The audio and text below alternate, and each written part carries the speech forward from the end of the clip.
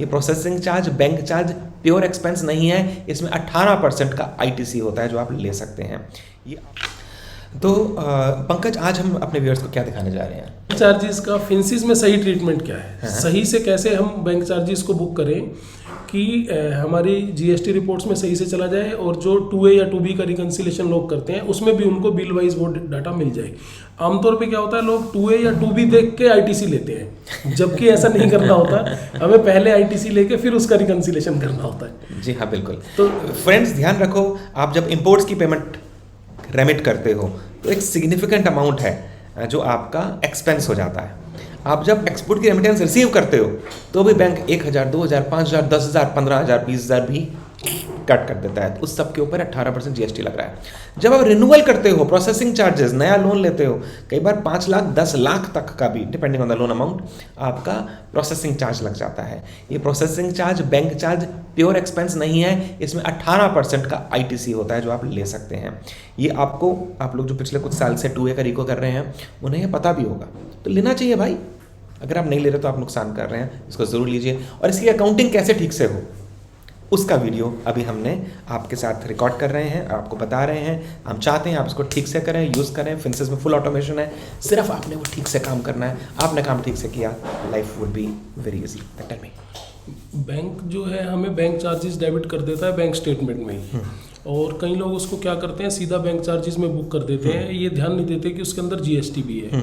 फिर जब वो 2A या 2B का रिको करते हैं तो उनको पता चलता है कि इसके अंदर जीएसटी भी था। बैंक ने तो अपने इनवॉइस पोर्टल पे अपलोड कर दिए, फिर वो एक जेवी का सहारा लेके आईटीसी ले लेते हैं।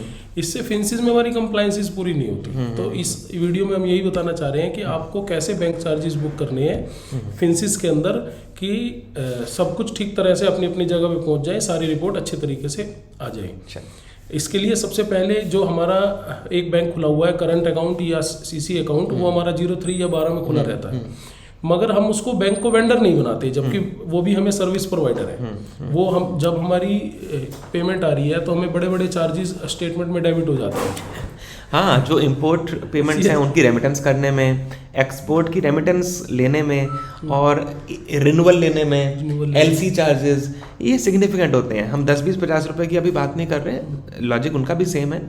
बट जब ये फिगर साल की 5-10 लाख रुपए हो जाती है तो उस 10 लाख के ऊपर 1,80,000 रुपये का जीएसटी होता है, तो उसको लॉस करने की तो किसी को इच्छा नहीं करेगी। तो सबसे पहला स्टेप हुआ, जैसे पंकज जी ने भी आपको बताया है, एज पर फिंसिस एसओपी, आप बैंक को एज अ वेंडर खोलिए, क्योंकि जब वेंडर खोलेंगे तभी उसका जीएसटी नंबर और बाकी सारी संबंधित इन्फॉर्मेशन आगी, जो जीएसटी की रिटर्न्स बनाते हुए हम डेटा प्रॉपरली पुल कर पाएंगे, अपनी जीएसटी 9 के लिए भी डेटा पुल कर पाएंगे। या तो जब बैंक को हम वेंडर खोलेंगे तो उसमें जीएसटी नंबर वगैरह और उसका एड्रेस भी भर पाएंगे। एक्चुअली क्या होता है, हम लोग हरियाणा में बैठे हैं मगर बैंक हमारा महाराष्ट्र में, तो हमको पता ही नहीं, हमने जेवी से आईटीसी ले लिया, तो हमको महाराष्ट्र के बैंक को वेंडर तो बनाना ही पड़ेगा।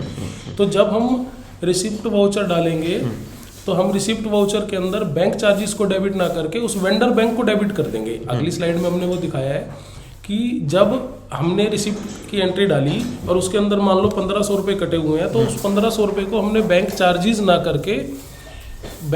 ना करके उसको हमने बैंक को डेबिट कर दिया, जो कि हमने वेंडर बनाया था। फिर उसका जब हमें बिल आया, पोर्टल पे बिल भी आते हैं, हमें ईमेल पे बिल भी आते हैं, उसके बिल को 5A के थ्रू सिंपली पास कर दिया और फिर हमने उसकी स्टेटमेंट चेक करी और जीएसटी रिपोर्ट चेक करी, तो एकदम परफेक्ट आई। तो यहाँ पे देखिए, मैंने बैंक का करंट अकाउंट खोल लिया, आईसीआईसी बैंक करंट अकाउंट। यहाँ हमने वेंडर का अकाउंट खोल लिया, bank charges ICICI bank account as a accounts master. तो इसे आप आईसीआईसी बैंक चार्जेस भी खोल सकते हैं, है ना। तो ये ध्यान रखने के लिए कि ये कहाँ पे जा रहा है। फिर एसएससी खोलना भी ज़रूरी है कि करेक्ट सर्विस कोड, ताकि अगेन हम कई बार परचेज की भी एचएस कोड वाइज समरी मांगती है गवर्नमेंट, तो वहाँ पे अगर आप एसएससी कोड नहीं लोगे तो वो इन्फॉर्मेशन कैसे आएगी। और अब तो क्लॉज 44 जो 3CD का है उसके अंदर भी इस तरह की इन्फॉर्मेशन मांगी जाती है, तो वो सारी इन्फॉर्मेशन कैसे आप ले पाओगे। तो हमारा प्रयत्न है यहाँ पे आपको एक एसओपी बताने का, क्या एक सही तरीका है इन चीज़ों को सिस्टमेटिकली हैंडल करने का। फिंसिस कैसे आपकी फुल मदद कर सकता है अगर आप कुछ सीख से सिस्टम फॉलो करोगे। तो ऊपर हमने बात करी, बैंक का अकाउंट खोला, वेंडर का अकाउंट खोला, एसईसी कोड खोला। जैसे खोलते हैं चाहे आपके पास मेन फिंसिस है, चाहे आपके पास वेब फिंसिस है, दोनों फिंसिस के अंदर सिमिलर सिस्टम्स होते हैं। तो हमने लेटेस्ट स्क्रीन्स जो भी पंकज जी ने बनाए वो हम आपको दिखा रहे हैं। तो SSE जो सर्विस कोड है वो आपने डाला, फिर आपने आइटम कोड क्रिएट किया। तो जैसे बैंक चार्जेस, ये एक आइटम कोड भी तो है। तो इस आइटम को ताकि आप पॉपअप्स में ले सकें, ये सिर्फ JV से काम नहीं होगा। अगर आप बैंक चार्जेस की सिर्फ JV या सिर्फ पेमेंट वाउचर कर देंगे, नहीं होगा, ये सब नहीं चलेगा। तो जो आपको SOP बताया जा रहा है, इसलिए बताया जा रहा है ताकि आप उस सिस्टम को फॉलो करें। तो आपने एक आइटम कोड खोला, ये बिल्कुल वैसे ही जैसे आप RCM वाली फ्रेट के लिए खोलते हैं, ठीक है ना, जिस तरह आप किसी भी सर्विस प्रोवाइडर के लिए आइटम खोलते हैं ताकि उसकी SSE कोड आ सके। बिल्कुल सेम लॉजिक यहाँ पे आपने बैंक चार्जेस के लिए खोला। फिर जैसे पंकज जी आपको बता रहे हैं, पंकज प्लीज कंटिन्यू। तो अब हमने जब रिसिप्ट या पेमेंट वाउचर डाला तो बैंक ने जो हमें चार्जेस डेबिट किए हुए थे वो हमने पेमेंट वाउचर के अंदर बैंक को डेबिट कर दिए, ना कि बैंक चार्जेस को। हम उसको P&L में नहीं ले गए, हमने उसको बैलेंस शीट में ले गए, हमने वेंडर को डेबिट कर दिया। अब हम वेंडर का बिल पास कर देंगे, अकाउंट भी नॉक ऑफ होगा और सब कुछ सही से बनेगा। तो यहाँ भी इस एंट्री कैंपेन उन्होंने बताया, देखो मैंने जो पेमेंट करी, बैंक मेरे से पैसे ले गया, वो खर्चा नहीं है, वो मैंने वेंडर को डेबिट किया। जैसे एक वेंडर पैसे लेके जाता है, मैंने बैंक को एज अ वेंडर ट्रीट किया, तो ये बैंक को मैंने डेबिट किया। और ये देखिए वाउचर का जो प्रिंट आउट निकला, इसमें 06 वाला जो अकाउंट है, जो वेंडर सीरीज का अकाउंट होता है, उसके अंदर इस रेफरेंस नंबर के हिसाब से बैंक मेरे से इतने पैसे लेके गया है, हम ये बात कर रहे हैं। इस वाउचर को अप्रूव किया हमने। अब सर्विस वाउचर आया जो पंकज जी बता रहे हैं आपको।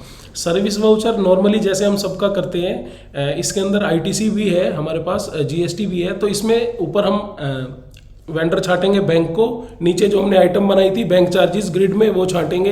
SSE हम ऑलरेडी लिंक कर चुके हैं आइटम के साथ, तो GST हमारा ऑटो कैलकुलेट होके आ जाएगा। हमें सिर्फ ये डालना है कि इसमें बेसिक अमाउंट कितना दिया है बिल ने। बिल्कुल ठीक है। तो आपको क्योंकि बेसिक है जो एक्सपेंस है, ITC तो एक्सपेंस भी नहीं है, नहीं, तो ITC का भी तो रिकवरेबल बनाना है। जो कल को बैंक ने अगर आपको ITC नहीं दिया क्योंकि उसके पोर्टल में आपका GST नंबर गलत डला हुआ है या नहीं डला हुआ, तो भी तो नुकसान हो जाएगा।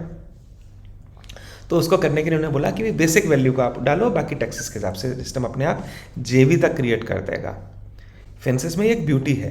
तो जो लोग मान लीजिए कुछ ऐसे सॉफ्टवेयर यूज़ करते हैं जिनमें ऑटोमेशन नहीं है, तो अगर आप इस एग्जांपल को देख रहे हैं कि इवन बैंक चार्जेस के लिए कितनी ऑटोमेशन है, आपने ठीक से वन टाइम कॉन्फ़िगरेशन कर रखी है, उसके बाद तो सिर्फ पार्टी छाटी यानी कि बैंक अमाउंट छाटा, बेसिक डाला, सेव मारा, खट खट खट, और आपका बैंक चार्ज में बैंक चार्ज चला गया, और GST C और S या I एज एप्लीकेबल वो अपने आप हो गया। इवन ये भी आपको छापने की जरूरत नहीं है। ये इसका वाउचर का प्रिंट आउट आ गया।